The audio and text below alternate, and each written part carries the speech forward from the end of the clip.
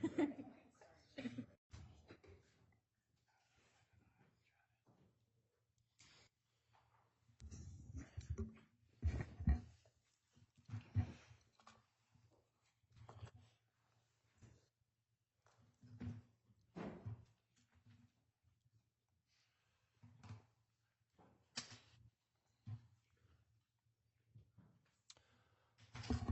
right, good morning, everyone. We're here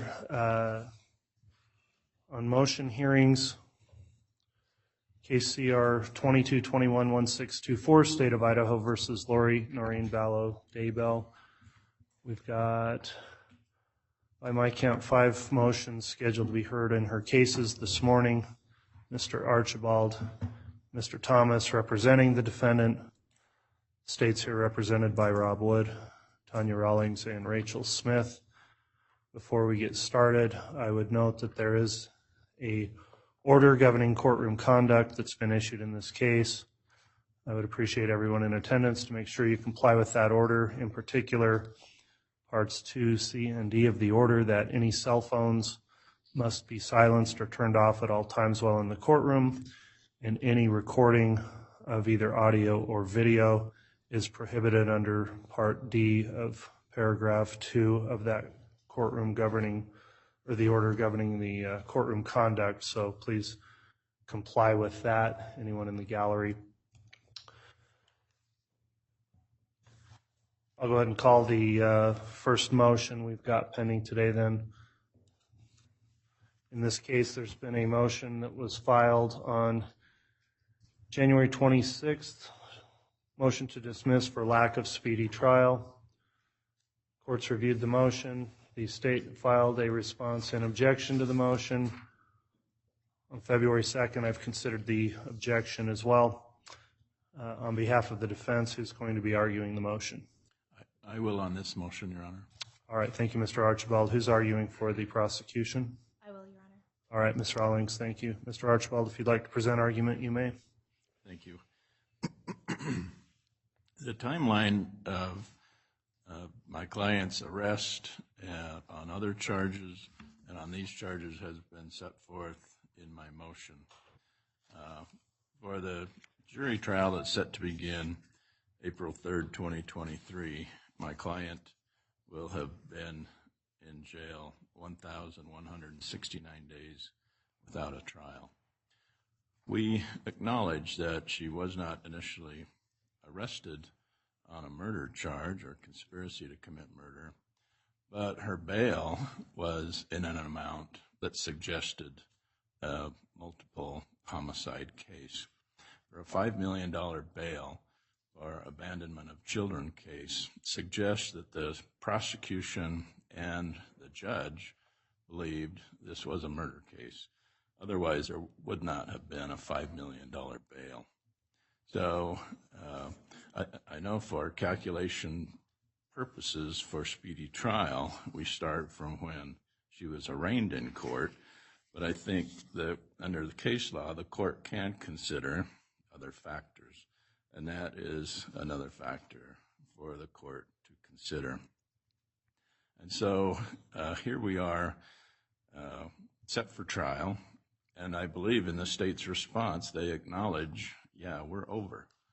And they acknowledge that it's 44 days over, not months over, but any amount of time over is a violation of speedy trial.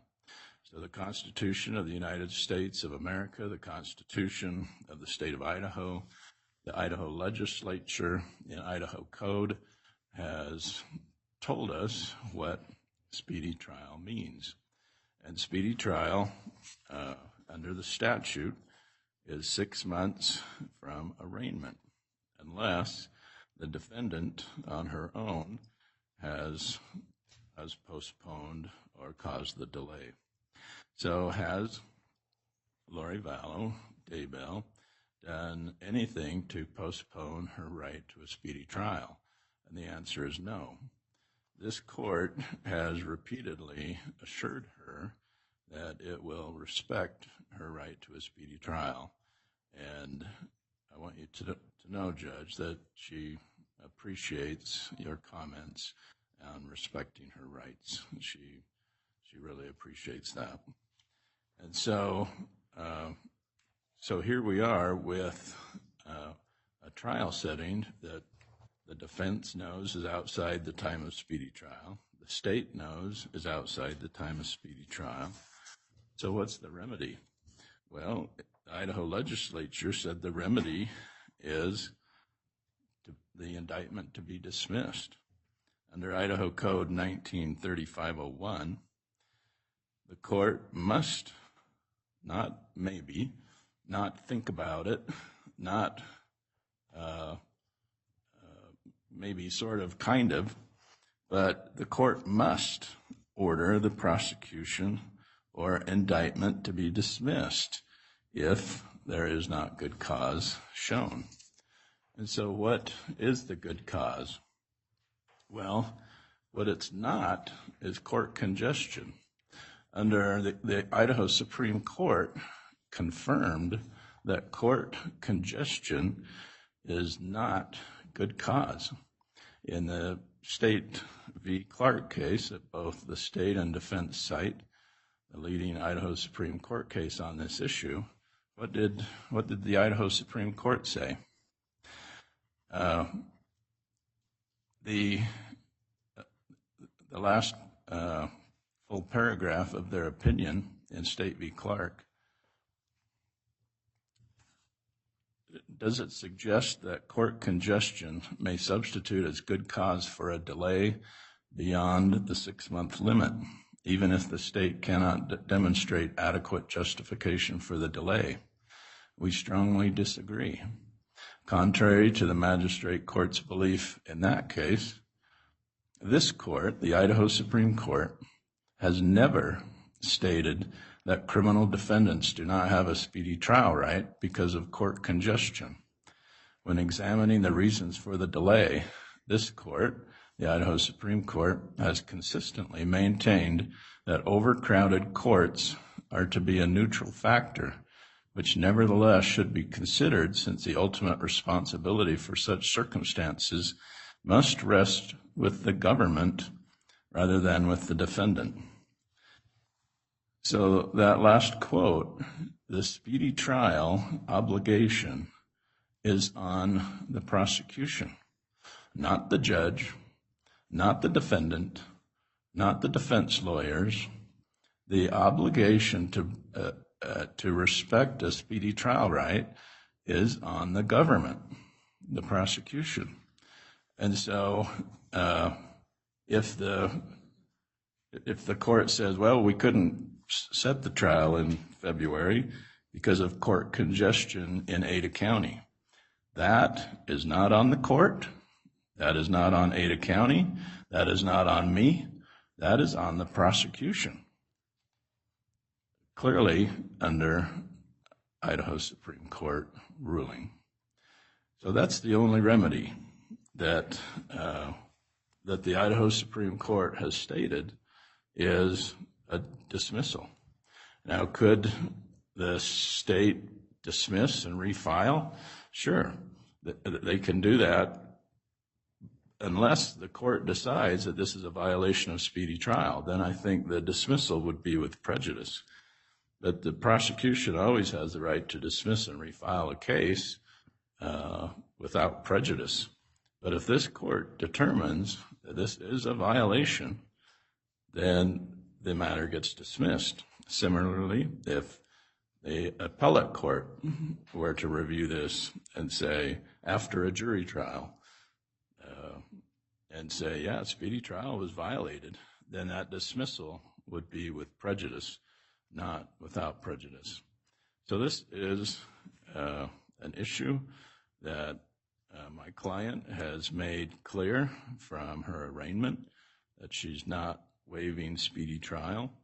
If it's anyone's fault, then according to the Idaho Supreme Court, that fault rests with the government, with the prosecution. That's all I have, Your Honor.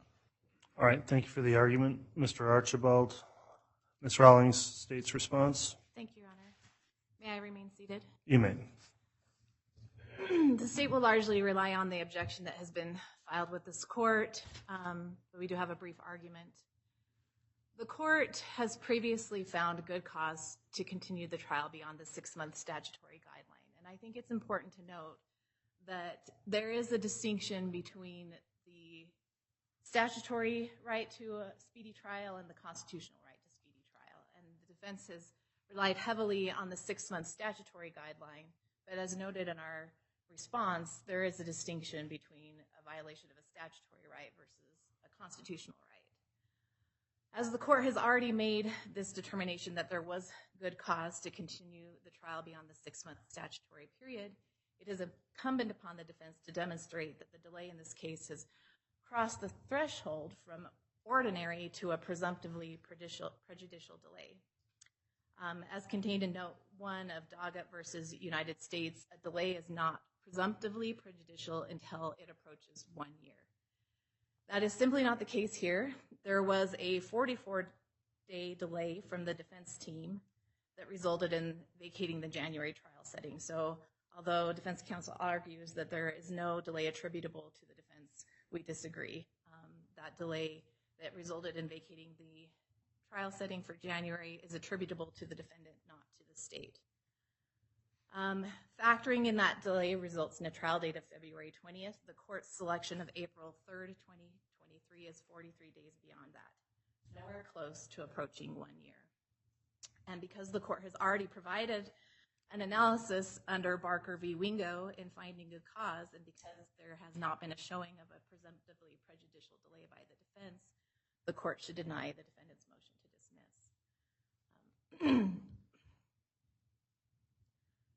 Furthermore, I think it's important to note that Ms. Lori Daybell has concurred with her co-defendant's request to transfer venue and the court's decision to hold trial in Ada County. And while we acknowledge that State v. Clark talks about court congestion as a neutral factor that ultimately is held to the courts or to the government, there is still the analysis provided under Clark regarding good cause and a delay that arises, I think, to the level of a legal excuse. And then the court's previous decision, the reasons the court found to delay the trial included preventing an improper service of properly joined co-defendants, and those justifications still prevail, Your Honor. The brief delay in order to keep the trials joined and in consideration of the scheduling and logistics in holding the trial in Ada County, something that the defendant has agreed to and concurred with, we feel provides a reasonable and neutral basis for a short postponement that does not violate the defendant's speedy trial right. So for all of these reasons, the court should find there is no violation of the defendant's right to a speedy trial. The court has previously found good cause to extend it beyond the 6-month statutory guideline. We're not into a situation where we're violating the defendant's constitutional right to a speedy trial, and the court should deny the defendant's motion to dismiss. All right, thank you, Mr. Rawlings. Mr. Archibald, do you have any rebuttal argument? No, Your Honor. All right, counsel, this is a motion the court has determined I'll take under advisement to issue a written ruling going through the analysis, the statute, and the constitutional rights, and we will get a written decision out on that. I don't think it will take much time to get that done. We should have that by next week. The next motion then that is scheduled to be heard today is a motion for individual voir dire. The motion's entitled Motion for Individual Voir Dire on Sensitive Subjects. It was filed on January 26th. In response, the state filed a pleading on February 2nd, which does not necessarily object to the motion, but maybe seeks some clarifications from the court in terms of the procedure that would be employed at trial for conducting voir dire jurors. So at this time, we'll hear argument on that motion. Mr. Archibald, will you be arguing that? I will, Your Honor. All right. Mr. Thomas, if you'd like to present your argument in support of that motion, you may. Thank you, Your Honor. We'll mostly rely on our brief for the individual voir dire. We believe that it's appropriate I'm not going to belabor the subject based on our conversations when we were over in Boise on the 2nd. I think the court made it pretty clear that we were going to do smaller groups and that we would be able to accommodate individual voir dire when it became necessary. One thing that came out after I wrote the brief and submitted it, or the motion and submitted it, and prior to today, Mr. Archibald and I talked about the possibility of, I pointed out several subcategories or sensitive matters, those being punishment, publicity, mental health issues, domestic violence, drug use. We'd also like to put in religion, religious denominations, those kinds of things, because we believe that that's going to be a hot point or a hot button issue in the trial. Religion is going to come out a lot. A lot of these allegations revolve around religion, the LDS religion, and some of the, we believe it's information that we need. We submitted that in our proposal for jury questionnaires. I know the court has taken some argument on that and taken some opportunities to listen to both counsel or all three counsel from both the defense and the prosecution about that.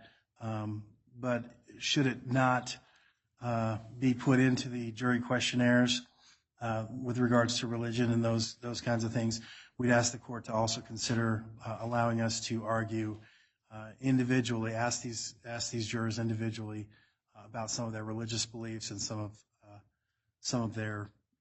It's rather sensitive, and we believe that would be appropriate for individual voir dire as well. I have nothing further. All right, thank you, Mr. Thomas. Who's responding for the state here? Yes, Your Honor, thank you. All right, Mr. Wood, you can offer the state's response at this time. Thank you, Your Honor, and I'll also mostly just rest on our filing, our response. The state's position is that a good portion of the voir dire can and should be conducted in small panels, but certainly we do agree with the defense that certain sensitive issues can and should be dealt with in an individual voir dire. I don't know that the state agrees that we'd put a broad blanket on every issue that should be covered in individual voir dire. There's some people who will be comfortable about speaking about certain issues in a panel and others who won't. And so I think we can take that up on a case-by-case basis. The issue of religion, I don't believe was really briefed. I will just inform the court that while the state understands that beliefs that may affect an individual's ability to sit in judgment are fair game in voir dire, the state will be objecting to any questions regarding people's denominations or congregations that they attend. We don't think that's relevant or that it's appropriate. I don't know if that's necessarily at issue today and can probably be discussed later. Just where it was brought up, I wanted to make that clear that the state does not think that's appropriate. In general, though, the state rests on its response. Overall, we think small panels are best, and then individual voir dire as necessary. All right, thank you, Mr. Wood. Anything further on the topic of that motion, Mr. Thomas? No, Your Honor, thank you. All right, it's filed as a motion for individual voir dire on certain sensitive subjects. As a general proposition, the court does grant the motion. As counsel pointed out, we last week were in Ada County and while meeting with counsel there discussed some of the proposals for conducting voir dire in the case. The intention of the court is to, after questionnaires have been completed and reviewed, bring in those jurors who would qualify for voir dire. Would be brought in small groups, number yet to be determined, but likely groups of somewhere between 10 to 20 people at a time. The court will then permit individual voir dire, but not as a matter of right as to each panel member. when topics are raised that the court believes may taint other jurors or cause discomfort with potential jurors who would not want to discuss their responses in front of the panel. We'll have arrangements for excusal of the remaining group to do individual voir dire. In terms of setting out or designating specific topics or subjects, I'm not going to do that at this point. I'll keep your suggestions under advisement, and then as we get into that voir dire, that may also implicate the suggestion or wishes of certain individual jurors who are more comfortable talking in front of others on certain topics, and some people are not. So we just have to make those determinations as we go. So on that basis, then the court will grant the motion, and that individual voir dire is going to be permitted, but the scope and manner of how it's going to be permitted will be further determined when we're actually going through the process at the Ada County Courthouse for the voir dire of the panel. That'll be the ruling on that motion then. Any questions on that, Mr. Thomas? No, Your Honor, thank you. All right, Mr. Wood, any questions from the state? No, thank you. All right, that'll conclude that motion.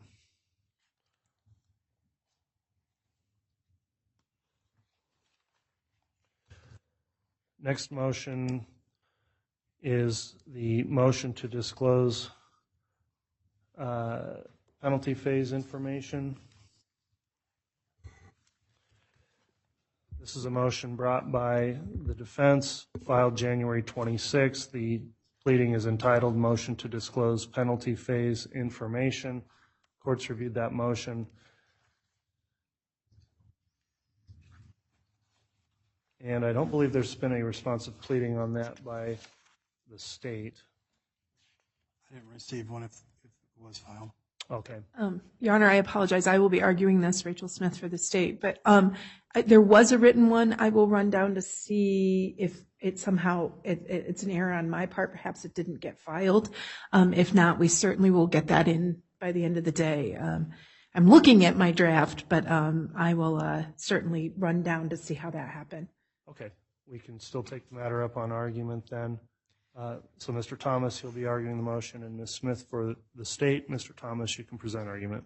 Thank you, Your Honor. This motion to disclose penalty phase information we believe is required under Gardner versus Florida, a United States Supreme Court case, came out in 1973. I understand that 1973 was a long time ago, but I think that that particular case was very pointed and very poignant on the fact that, number one, death is different. There are lots of issues there when we get to, if we were to get to the penalty phase, that the state needs to provide to the defense well in advance. Any arguments that they may be putting up, any witnesses that they may be putting on. I understand that our witness lists aren't necessarily required to be disclosed at this point until our pre-trial conference, I believe on February 24th. But it concerns the defense a little bit that in their jury questionnaire proposals, they put on some witnesses that we believe have no right to be put on there, or no business being put on there. One being Michael Wellner. We believe that if he's going to testify to anything, it's going to have to be in the penalty phase of the trial. And we believe that we are entitled to any information that, number one, may be mitigating pursuant to Brady as well as other cases, but also any other information that the state might put forward that we might be able to rebut. And so if the state's not willing to present that evidence, I know the state has been holding this case very close to the vest here, that they have not been willing to disclose any bill of particulars, have been very vocal about telling the court that we are not entitled to know their theories or those kinds of things. But I believe that we are entitled to know whatever it is that they have well in advance of trial, especially those things that are related to penalty phase. As I indicated in Gardner versus Florida, the court noted that death is different. The defendant has a fundamental due process right to all information that is going to be presented by the state.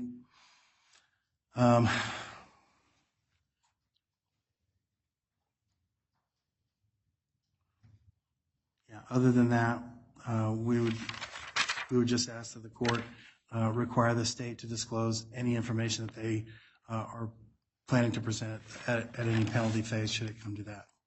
Thank you. All right, Mr. Thomas, I guess one point of clarification. Has there been a specific discovery request submitted to the state on that issue and a response to that? On the issue of disclosing penalty phase information and witnesses? Yeah, as I read your motion, I understand the motion, what you're asking. It sort of appears in the form to me of kind of a motion to compel, but without a motion to compel being filed, where you're saying they need to turn over and disclose this information. I don't know if you've gone through a process to try to obtain that information through discovery and had insufficient or no response, or whether or not you see this as a different procedural posture. I understand the court's view of that. There is a mandatory disclosure of discovery information. I believe that this is something that the state needs to do without a motion to compel, but if the court would so require that we do a motion to compel, we can do that. We have filed a motion for a bill of particulars, which the court denied. We have filed other motions where the state would be required to turn over evidence of their theories and those kinds of things. Those also have been denied. And so we're just presenting this to the court and to the prosecutor, indicating that we would like to have the rest of the information pursuant to Gardner versus Florida and other United States Supreme Court cases, Furman versus Georgia, Gregg versus Georgia. Those things are required. And so we were just bringing it up to the court's attention. But if the court is concerned that we need to file a motion to compel, we can certainly do that. Okay, I appreciate your response, Mr. Thomas. Ms. Smith, what is the response from the state on this motion? Your Honor, the state's response is that the state is well aware that putting aside the capital litigation cases cited by the defense, which are generally the proposition that the defendant is entitled to be on notice, Idaho's Criminal Rule 16 is the controlling authority for discovery in the trial, including penalty phase. Idaho statutes and Idaho criminal rules control this. And the state would argue that it's the same application for both penalty and the main case at hand, and we will follow Idaho criminal rule and will meet the discovery deadline of, and I believe it's February 27th when witness lists are due.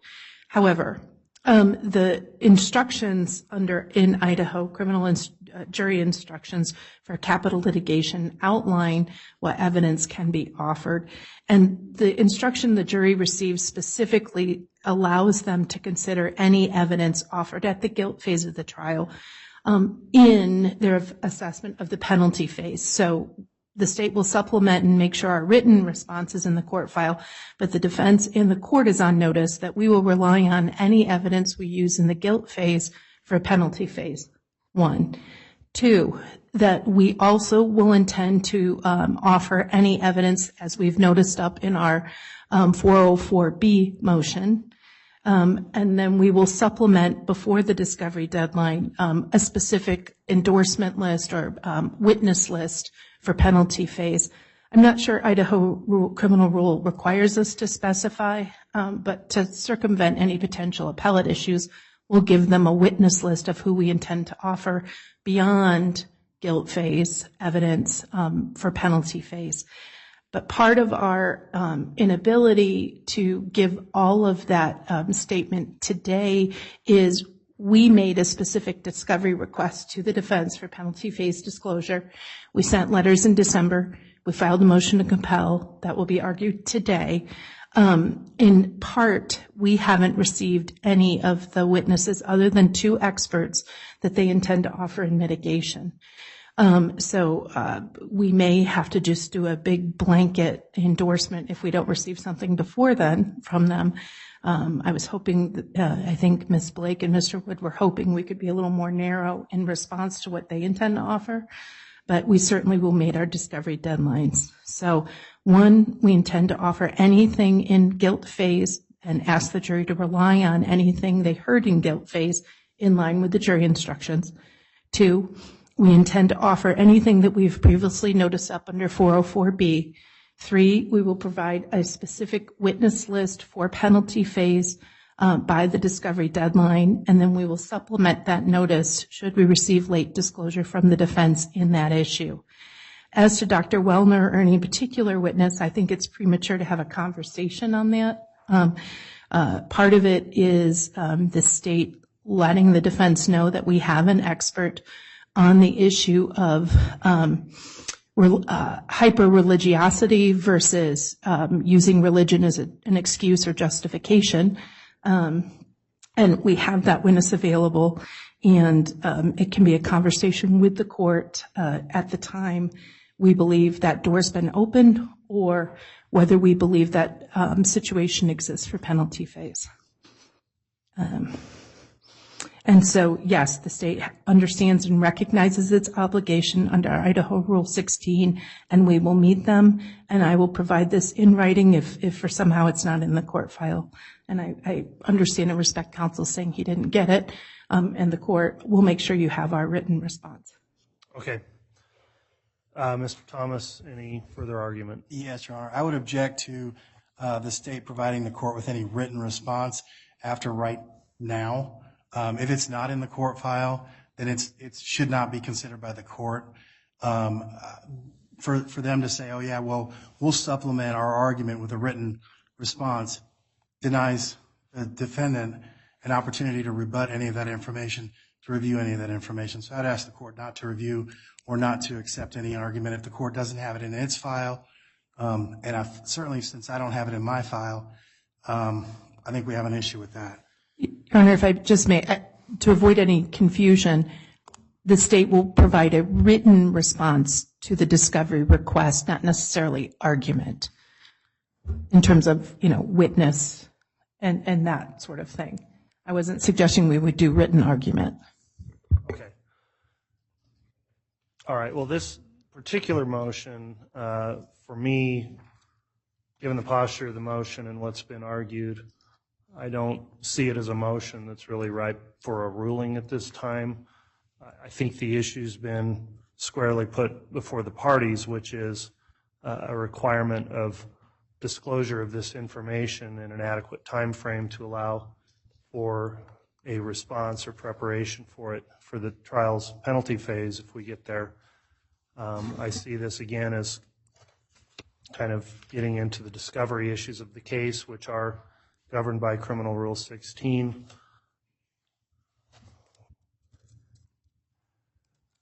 All I will say moving forward then is a few things. To the extent this information is within the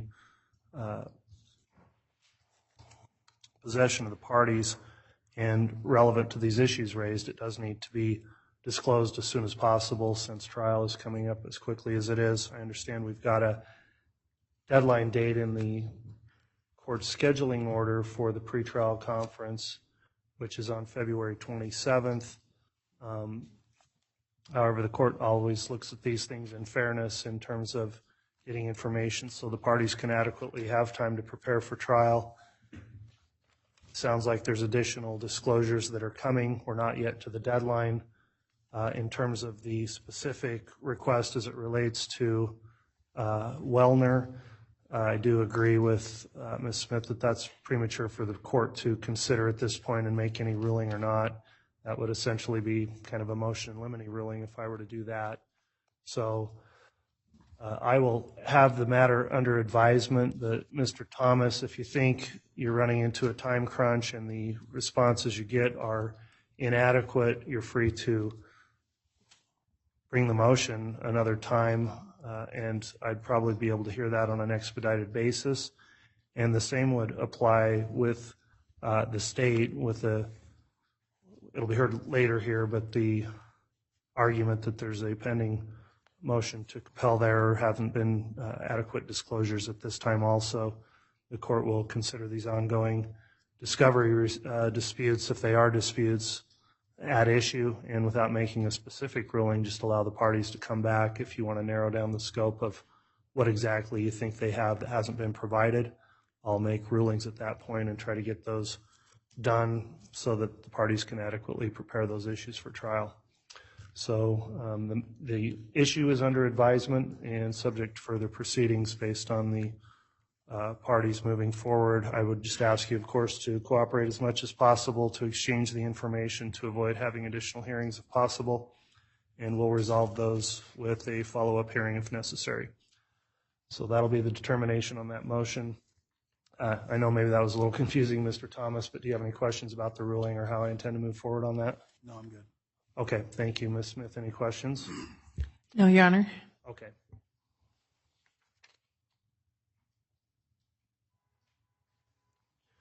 All right, the next motion that is scheduled to be heard today is the motion filed January 26th by the defense entitled Motion for Pre-Selection Instruction to Potential Jurors.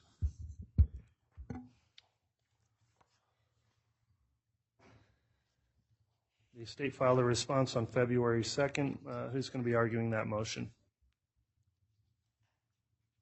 I will be arguing for the state, Judge. I will for the defense. Okay. Mr. Thomas and Ms. Smith. Mr. Thomas, if you'd like to present your argument now on that motion, you may. Thank you, Your Honor. We did do a motion for pre-selection instructions for the potential jurors.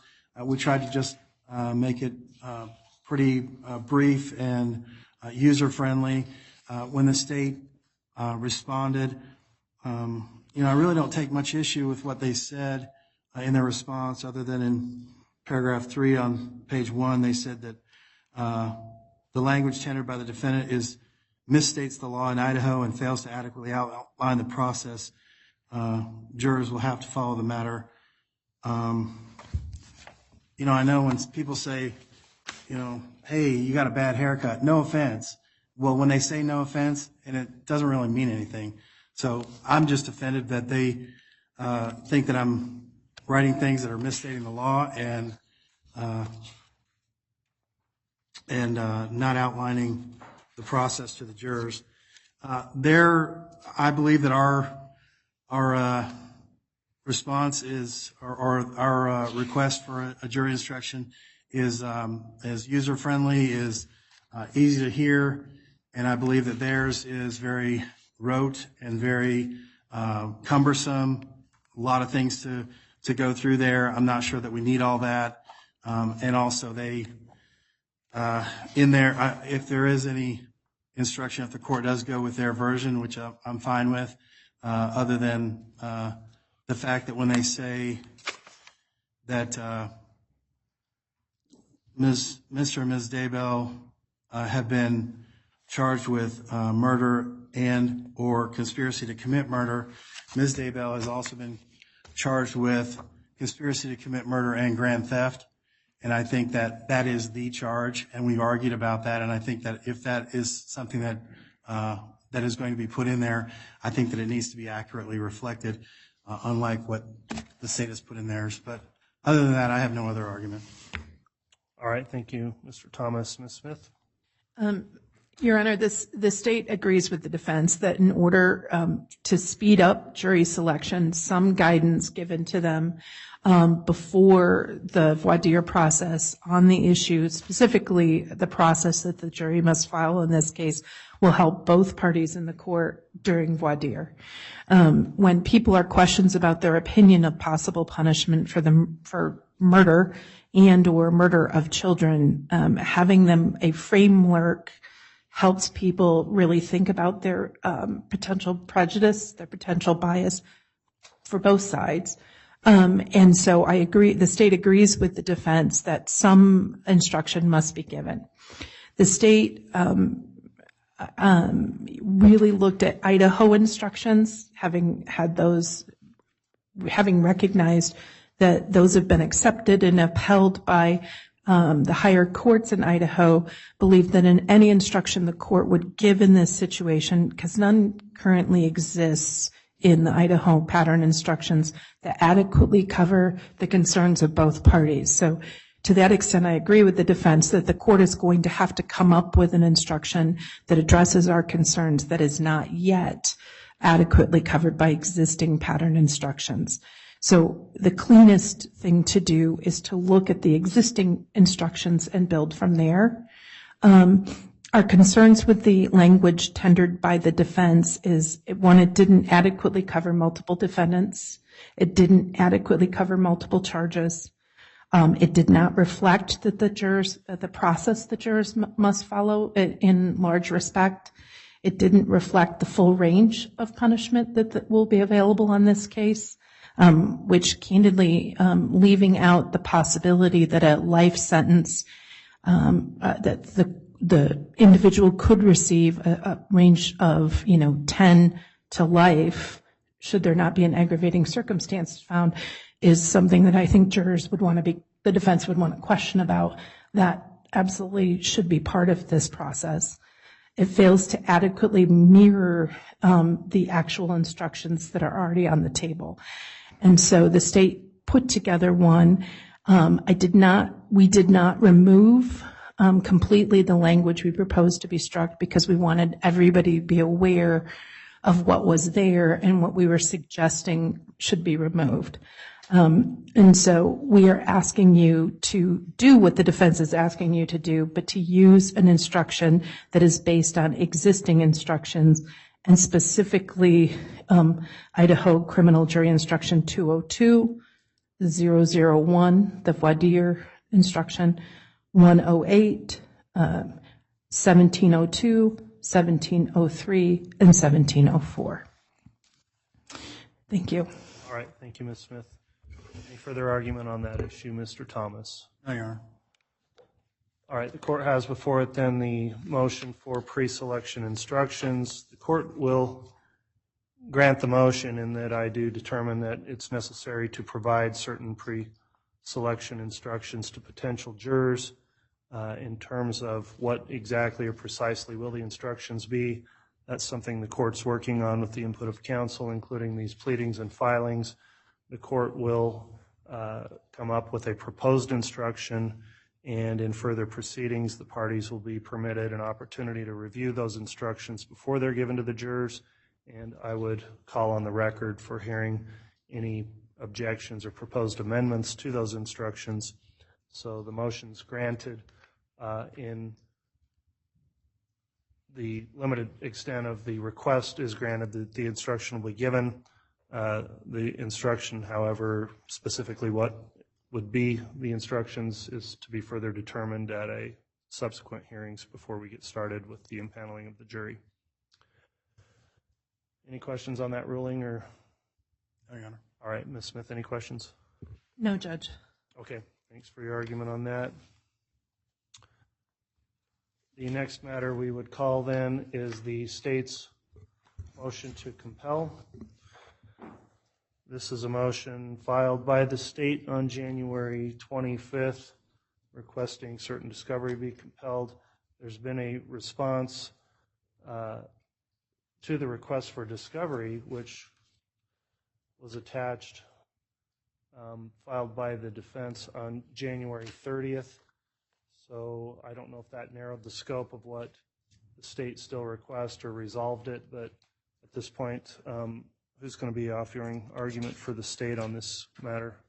I will, Your Honor. It will be very brief. Okay, Mr. Wood, and who's arguing for the defense?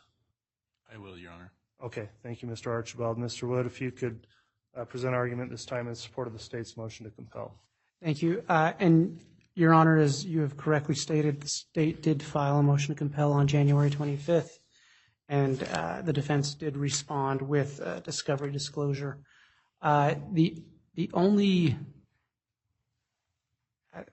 thing the state would put on the record, and it's kind of been covered already today, is pursuant to Idaho Code 1925-15 subparen 6, Rule 16 does govern discovery for the penalty phase of a death penalty trial.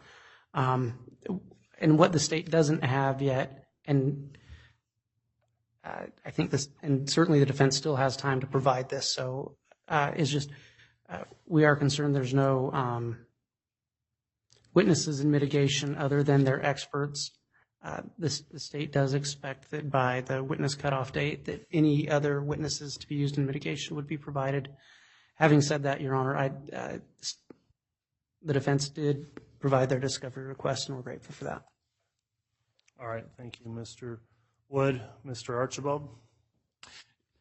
Yes, Your Honor, we do plan to submit witness lists for the trial.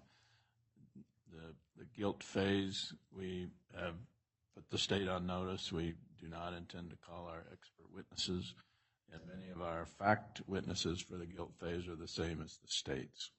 If we identify any others, then we will put those on our witness lists and we will supplement our response to discovery. We have also asked our experts for sentencing if she's convicted. We have asked them to prepare some reports for the state to review. The state has received all of the reports that we have received. Those were generally produced in our mental health hearings. So the state has everything that we have. The court has reviewed everything that we have in those mental health hearings. And so we're not hiding anything. We do have some mitigation witnesses that we will disclose that. Our mitigation expert is currently and has been interviewing, getting those names ready so that we can disclose that. And as soon as we have those lists, we will supplement our response, and we will include them in our witness list that's due in a couple of weeks. All right, thank you, Mr. Archibald. Mr. Wood, anything further? No. Okay, well, this is styled as a motion to compel based on the further disclosures that have been provided and the argument of counsel. The court at this time will deny without prejudice the motion to compel, denied without prejudice that if it's necessary to refile and there remains any outstanding discovery, including discovery that would be required under Idaho Code 192515 sub 6, then the parties can remotion for another hearing if necessary on an expedited basis to discuss additional disclosures that need to be provided. As I mentioned previously, I just encourage the parties to continue to work towards making all your proper disclosures in time for trial. Nothing's been missed on a deadline yet, so for those reasons, the motion's denied without prejudice. Any questions on that ruling, Mr. Wood? No, thank you. All right, Mr. Archibald, any questions? No.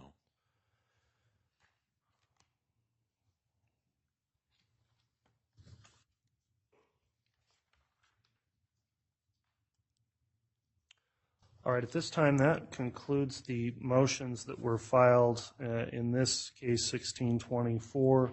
We've got additional motions to be heard in the companion case 1623.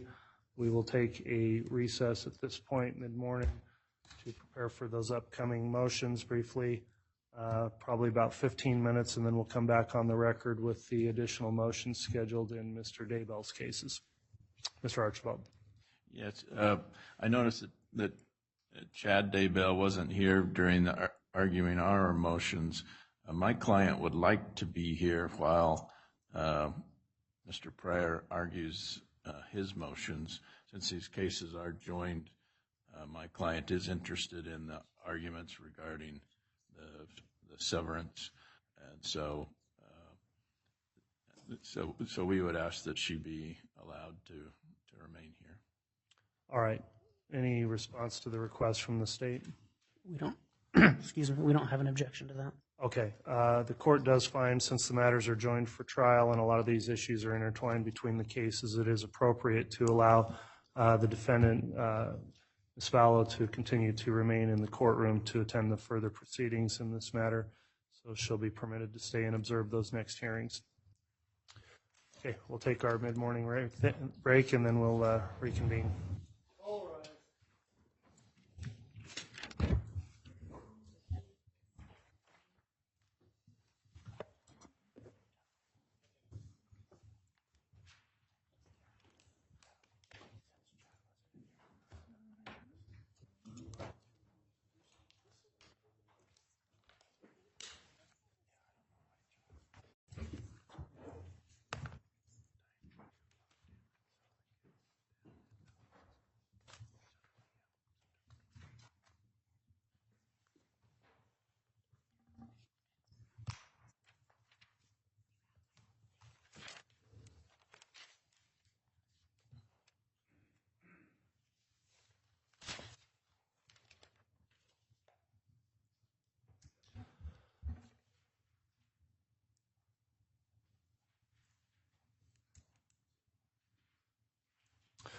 All right, we're going back on the record now. We are going to call case CR 22-211623, State versus Chad Guy Daybell. Mr. Daybell's here, present, represented by John Pryor. We've got motions scheduled to be heard this morning. The first motion that is scheduled is a renewed motion to sever. The motion's entitled Renewed Motion to Sever from Death Notice Co-Defendant in order to enforce Mr. Daybell's constitutional rights. The motion was filed on January 13th, and the court has considered the motion.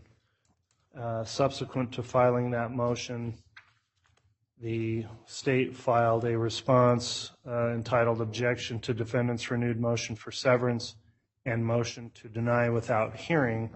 So there was a request that this matter not be heard today based on the court's prior rulings. The court considered that request, and without need for argument, I'm going to deny the request that I not have a hearing on the motion. So it is scheduled for hearing today, and I will allow argument to be presented. However, of course, I'll consider any objective or objection argument proffered by the state. Who's going to be arguing this motion today for the state? I will be, Your Honor. Thank you. Okay, thank you, Ms. Blake. So, Mr. Pryor, then, your motion to sever. If you'd like to present argument at this time, you may. And Judge, may I have permission to remain seated? Yes.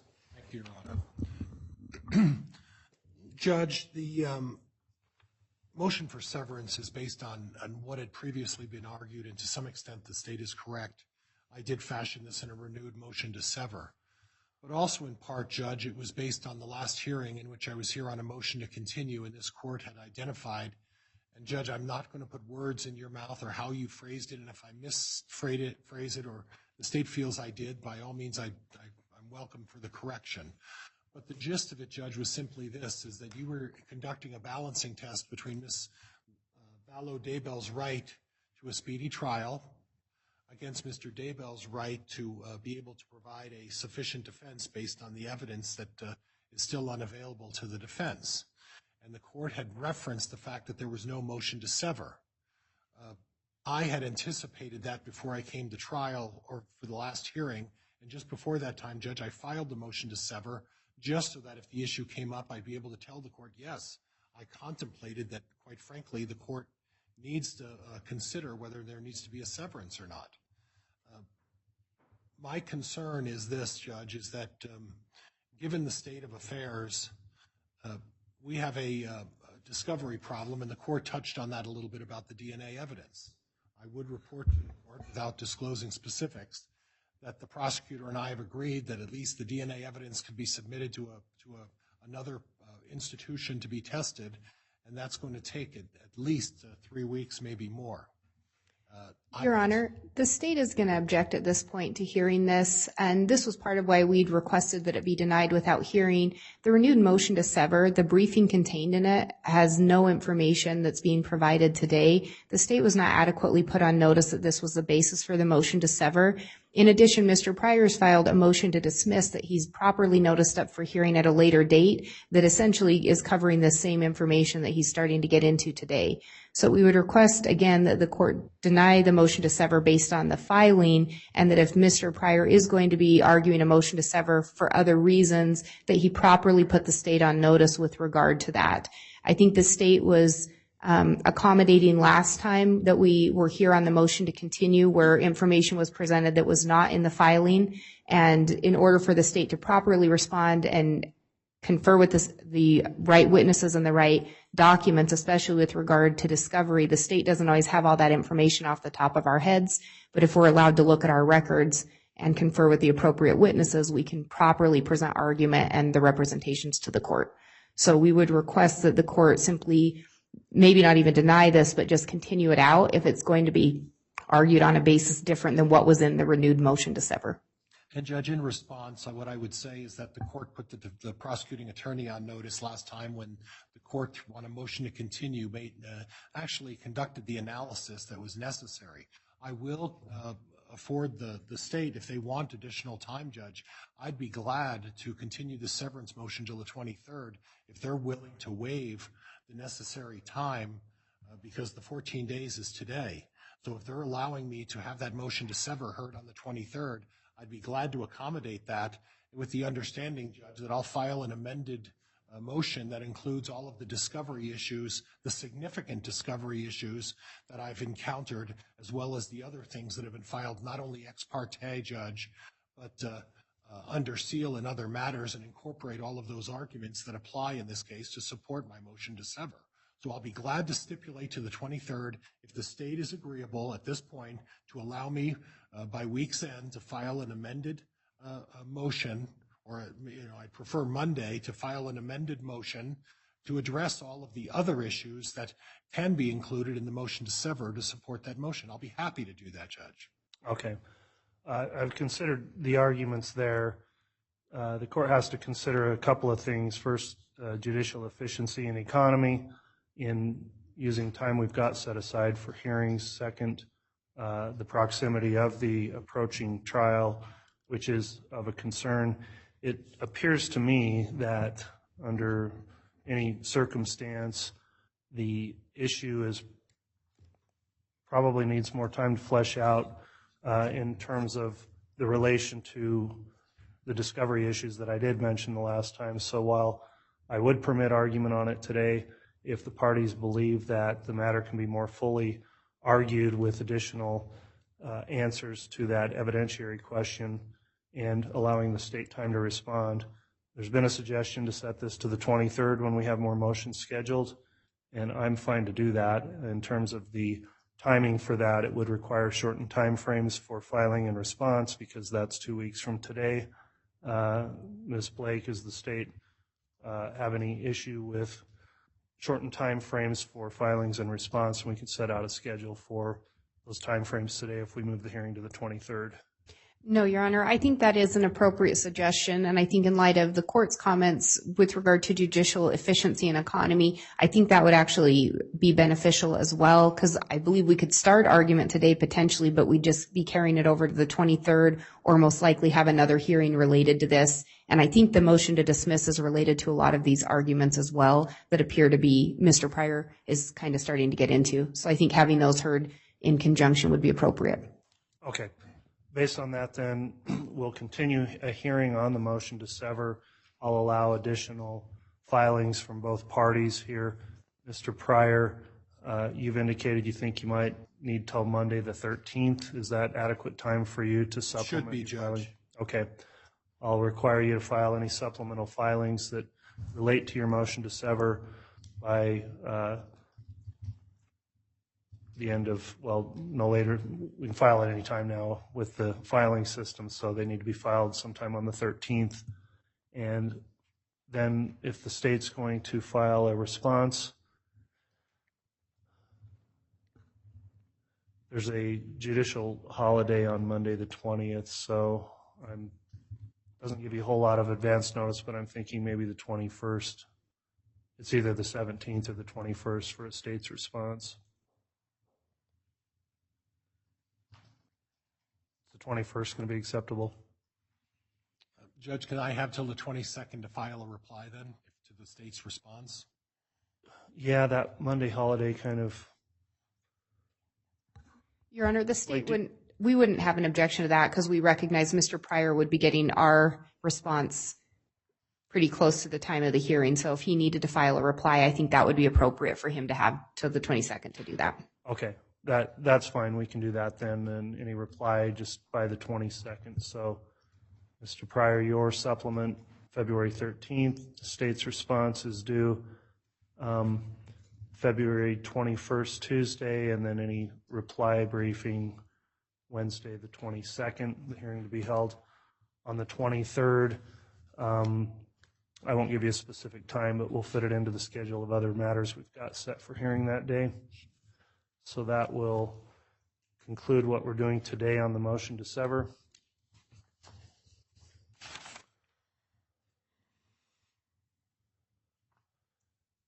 Just to clarify that also, I think the court will just enter an order that sets out those time frames for the responses and replies on that. The next matter we can bring up this morning then, filed by the Defense, Mr. Pryor, you filed a motion to compel on January 25th, and this relates also to the ongoing DNA evidence issue that's been brought before the court. The state filed a response on the 27th, and it appears maybe there was some movement on that issue, so the court's uncleared what remains at issue in terms of your motion to compel. Let's discuss that at this time then. Ms. Blake, are you still going to be arguing for the state on the motion to compel? Yes, Your Honor. Okay. Mr. Pryor, then, is your motion to compel still at issue today? Judge, just a portion, and I'm going to be extremely brief. Mr. Wood and I frantically engaged in trying to get the DNA that was eventually, I guess I need to be careful, Judge. A report was presented to me on the 25th. And in addition, there needs to be some additional analysis that needs to be conducted. That was agreed upon at a mutually agreed upon location to have that conducted. It's going to take approximately 3+ weeks to get that to me. So I guess what we can do, Judge, is possibly address that at the next hearing and continue that over to the next hearing to see what the time frame in terms of getting that DNA evidence to me. I do want the court to be aware that I did file a declaration by my DNA expert, and this ties into the next hearing in relation to a number of things. But that DNA expert, acknowledged that once he gets the results in 3 weeks, he'll need approximately 60 days to complete his expert opinion, his report, and his own analysis of everything that's being tested. So that creates a little bit of a problem for us, but I think we'll be addressing that on the 23rd. Okay. Ms. Blake, what's the state's response there? Your Honor, we are fine revisiting this on the 23rd. As defense counsel and the court have already acknowledged, the state did provide a response as we'd represented at the last hearing. This was evidence that the state lab was unable to obtain any DNA from. While the state wouldn't necessarily normally pursue additional avenues in order to facilitate a quicker turnaround on this testing being completed, the state did locate a lab that was appropriate and is able to do the type of testing required. That would not be consumptive testing either, but we've been in contact with Mr. Pryor, who had agreed to have the testing completed there. We are hopeful that we may even have the results by the hearing date, and from the representations made, we should have those results back before the next hearing. So I think moving this to the 23rd would be appropriate, and we would probably have a definitive answer for the court on the testing. Okay. And Judge, may I reply just ever so briefly, is Sure. that once I received the report from the state, if we weren't able to work out an arrangement with the state and come to some sort of a stipulation, it was my intent to go forward with my own independent testing based on what that report said. That would have at least taken 8 weeks plus the time, and I believe I'm already beyond the expert witness disclosure at this point, but that's 2 more months from now. So given whatever the state provides to me on the 23rd or whenever they provide it, the likelihood is there's going to need to be additional testing, and I need to do that, and there are a number of reasons I won't go into, but they go right down to potential appealable issues that may impact whether I, in good faith, exhaust and address all of the issues that may come to me in terms of discovery. So that motion to compel is still floating out there. Getting me a report and information on the 23rd may address the compel, but there are other outstanding issues. Okay. Well, on that issue then, what I'll do is allow that to be heard again on the 23rd. We'll continue hearing on the motion to compel to the 23rd. Because of the nature of a motion to compel and without the parties being able to control the time frame of when things might be produced or not, I'll just advise that any additional supplemental filings that relate to that motion be filed before the day of the hearing on the 22nd. If there's any updates on the status of that, or it narrows the scope or needs to expand the scope of the motion, advise the court through a supplemental pleading, Mr. Pryor, and if the state has any response it thinks applies, please do the same also before the hearing, so have those filed by the 22nd. The next motion before the court then is the defendant's motion to extend time for disclosure of witness and expert witness opinion reports and pretrial deadlines. That's a motion filed on January 25th.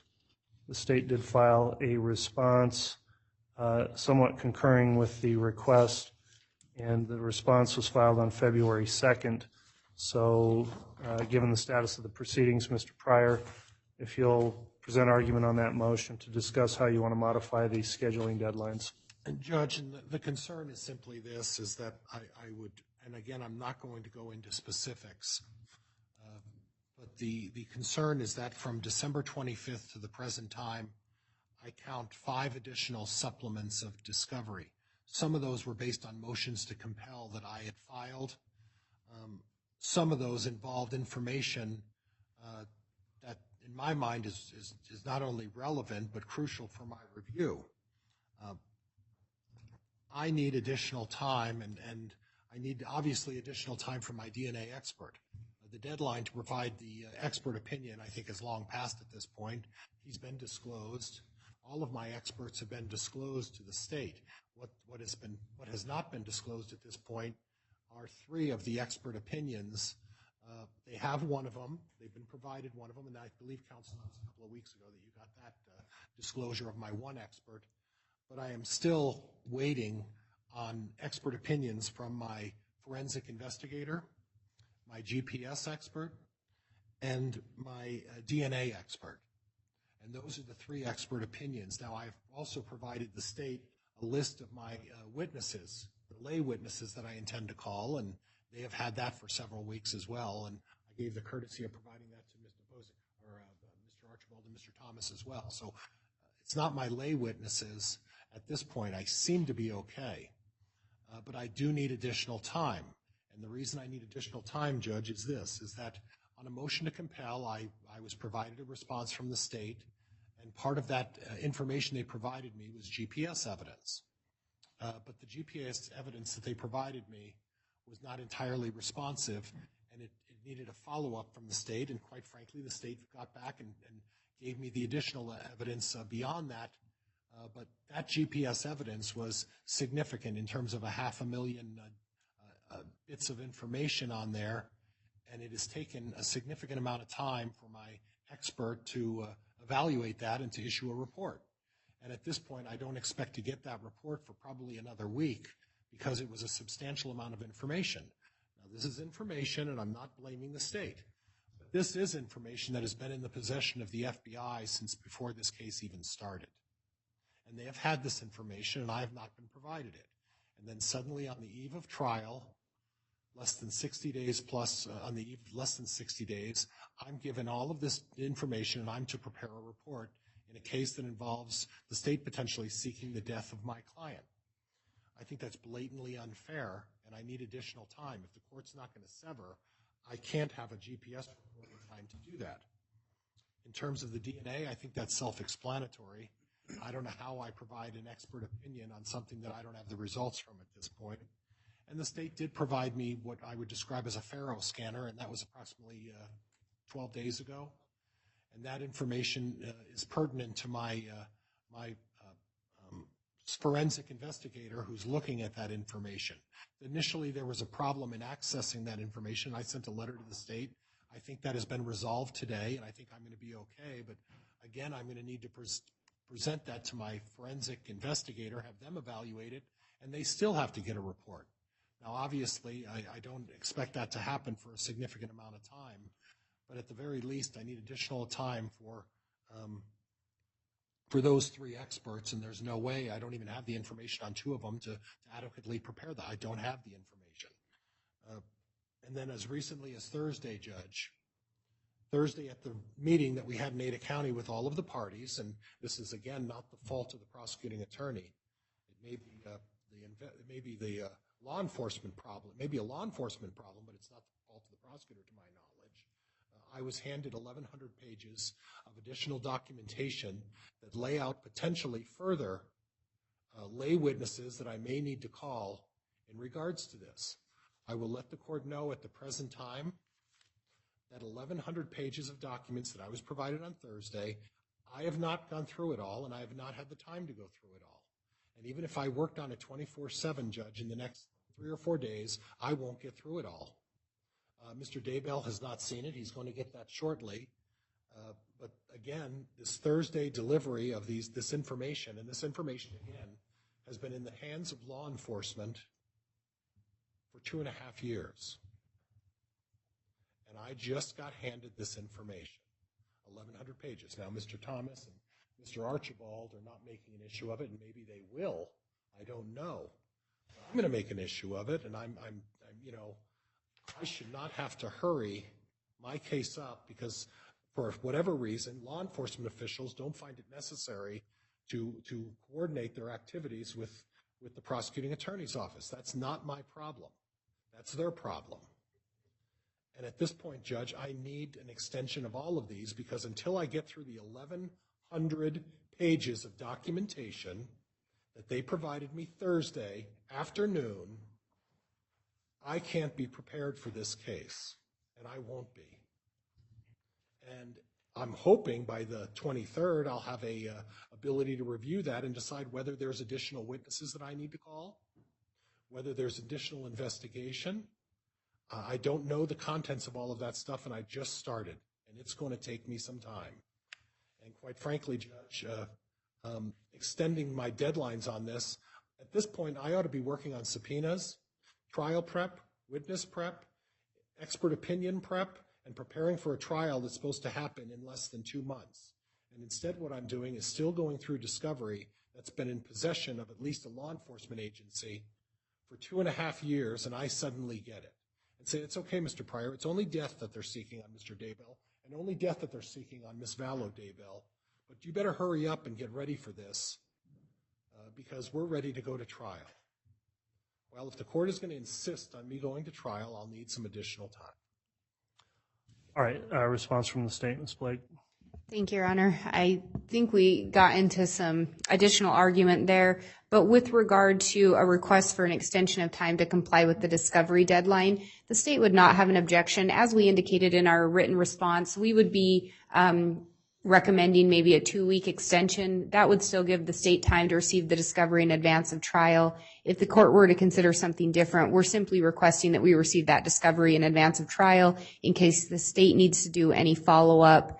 The only additional concern for the state would be on the chance that something's disclosed that we need to look into and potentially respond, whether rebuttal witness or otherwise, that we also be granted that same opportunity. We're not asking for an extension for the full discovery deadline, just simply if anything produced by defense then required an additional production or disclosure of an unknown witness or something by the state, we would ask for that same courtesy there. All right. Judge, in reply, I'm not going to have the DNA evidence in 2 weeks.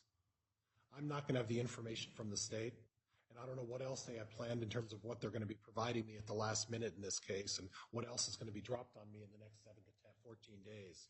So to give me 2 weeks for a report on DNA evidence that I don't even have the information yet is, I think, ridiculous. And just to clarify, I meant 2 weeks past the current deadline, not 2 weeks from today. Just to clarify and make sure that that was clear, 2 weeks from the 27th was what the state was suggesting, okay. Or whatever other appropriate time the court may think in order to allow defense to comply with that. Okay, I understand the issues before the court. There is a scheduling order that's been filed. It does have a cutoff for discovery completion by the time of the pretrial conference, which is February 27th, based on the ongoing discovery issues. In fairness to the defense in allowing preparation, the court will grant the motion to extend the deadline for discovery, and I will extend that out for 2 additional weeks to March 13th. And if the matter needs to be brought up again because there's still issues and March 13th is inadequate, the court would allow for additional filings, or by stipulation, if the parties reach an agreement on extending or modifying deadlines, the court would consider those as well without hearing. So on that basis, the court grants your motion. Mr. Pryor. Judge, I apologize. Would the court require us to file a motion so that we can get our extension as well, or is the court going to enter the order in both cases? Mr. Thomas, I think you raise a good point because the cases are joined for trial. we haven't scheduled this for hearing today, but I think the parties are all here. Again, we've heard the issue. Would the defense on behalf of your client in the 1624 case be making a same request to extend discovery as it's been extended in the 1623 case? All right, I'll let the state weigh in on that request, calling that as an ad hoc quick hearing here, but covers the same issues. Ms. Blake, any response to that or any objection to the court permitting both parties to have those same discovery deadlines? Your Honor, I think we're in a little bit of a different posture between the two separate defendants in this case. Mr. Pryor has raised issues, especially regarding expert opinions and expert reports, and he actually provided an affidavit from an expert indicating he was going to need more time, which was why the state was readily willing to agree to that. I think with regard to Ms. Daybell's case, case number, it's not that we would object. I'm just not sure that we're in the same posture. Now, with regard to any new disclosures that are coming out, based on those, if they're saying we need additional time to look at these and potentially identify witnesses, the state wouldn't have an objection to that. But with any known witnesses, as Mr. Pryor's indicated, he has identified his experts. He has provided reports. I know in Ms. Daybell's case, we're still waiting on some expert reports for the penalty phase portion. But I think if the materials are readily available and can be produced by the 27th, as much as possible, we'd ask that we stick to that deadline. However, if there are additional reasons in Ms. Daybell's side of things that the court wants to consider, the state wouldn't necessarily object. I'm just not sure that we're in the same posture with the discovery. All right. What's your response to that, Mr. Thomas? The same argument that Mr. Pryor has made, Your Honor. We also received, and Mr. Pryor indicates that it was 1,100 pages. It was 1,188 pages of just one file, and there are 5 other files involved in that particular discovery disclosure. And so we're running 24/7 on this as well. So I understand where the state's coming from as far as expert witnesses go, and we're prepared to provide those expert witness disclosures and their reports by the discovery deadline. But there are other issues involved other than just the expert disclosures. And I think with regard to those, the state wouldn't have an objection if they need additional time to respond to that. We just didn't want to blanket push the deadline. Okay. So on that 1624 case then, based on motion made before the court today without a written pleading, the court will grant a motion to modify the court's scheduling order deadlines from the December 16th scheduling order, which required all discovery to be completed by February 27th. I'll extend that to March 13th in that case for 2 additional weeks. However, the extension on discovery does not apply to the expert witness disclosure requirements. Those will still remain on the February 27th scheduled deadline. The rest of the discovery can be and must be done by March 13th then under the scheduling order. All right, we will issue a court order indicating how those deadlines were modified so the parties are all clear and there's something in the record in your files to indicate when those deadlines will be set. I believe that concludes the motions you had filed for today. Mr. Pryor, is that correct? Yeah, yes, Your Honor. Thank you. Okay. At this point, we are going to take a recess then. After the recess, the court's going to meet again with counsel in a hearing that's going to be closed from the public as it relates to 404B evidence that may not be admitted at trial and could potentially be prejudicial if disclosed in a public setting.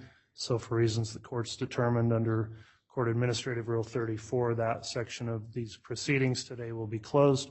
So this will conclude the public section of our hearings. Why don't we take another 15 to 20 minute break to allow for the public to be excused from the courtroom and any other parties that are not permitted to be in attendance. And then we'll call for hearing the 404B related motions.